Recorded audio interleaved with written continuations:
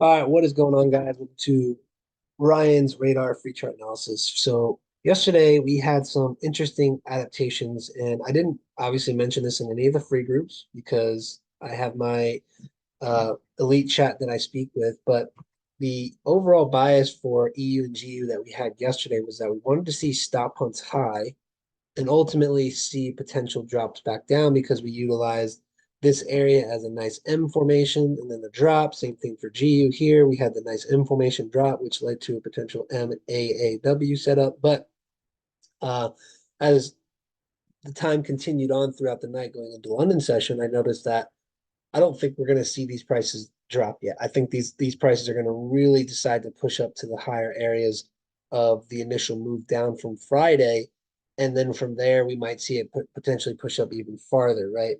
So now we're in a place of what can be done now, and this is what we came up with in the elite chart analysis, where I still see price continuing up, and the fact that it already hit certain areas of supply, it didn't break them yet, but it's been entering into them multiple times, and it usually weakens the amount of liquidity that is inside of it, meaning that this is equal high, this is an equal high, right? It wasn't broken.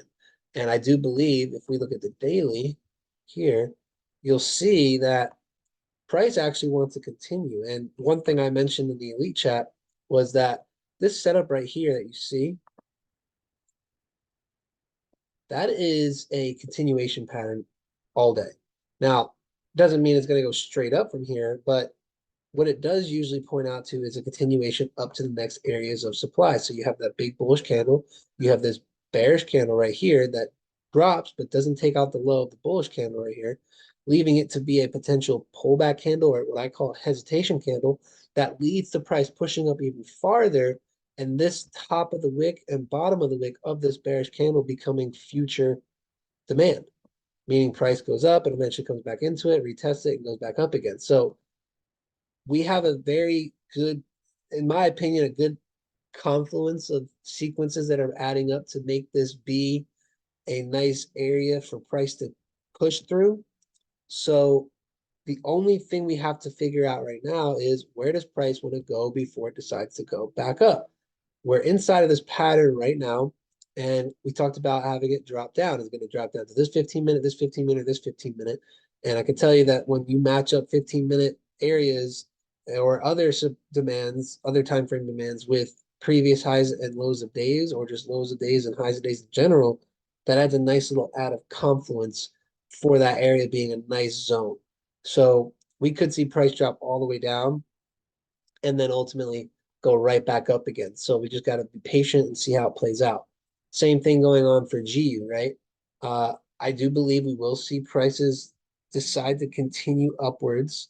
And with that being the case, it's a matter of, is it going to drop first? Just like here, you can see, just like EU, we have a previous high day to the 15-minute supply or demand, price shooting down and either going to retest this area, then go up, or it's going to drop down into this confluence zone to have price ultimately push right back up again.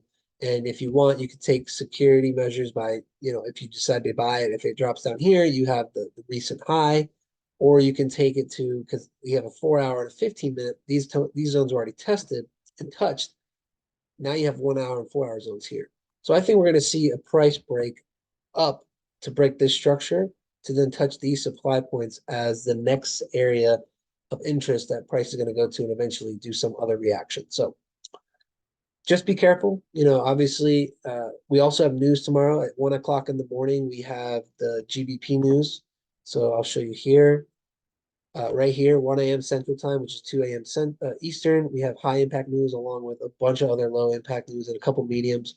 Then at 6 o'clock, we have a few low impact US news, nothing too crazy. And then at 9 a.m., we have the existing home sales that go on. And I've not seen price go too crazy on these types of high impact news. The biggest ones are NFPs, PPI, CPI, General Fed Chairman Powell speaking, and then interest rates, right? These ones are kind of like, they do make the market move, but I wouldn't say as crazy as the other ones I listed. So just be careful. If you are going to be trading during New York session, just realize you are going to be there's going to be news. So if you're not in the market by the time the news comes out, wait for it to come out, get the bias, and potentially snipe that entry. News trading is actually really good if you know what direction market has to go. And the fact that I'm seeing price wanting to make its move up. If it's down here by the time New York session arrives, then I'll be looking for buys. So that's what we're looking at for tonight, guys. Just be careful, like I said, and let's finish this week strong. I mean, it's only Tuesday. Is it Tuesday? Yeah, it's Tuesday, and then we're coming up on Wednesday. So if we get another day rise, that'll be great for midweek reversal. And then we'll finish up going into the next day, and then eventually the end of the week, see if we can grab a solid entry. So with that being said, I'm going to end it here. Everyone have a great rest of your night, and I will see you again tomorrow. Peace out.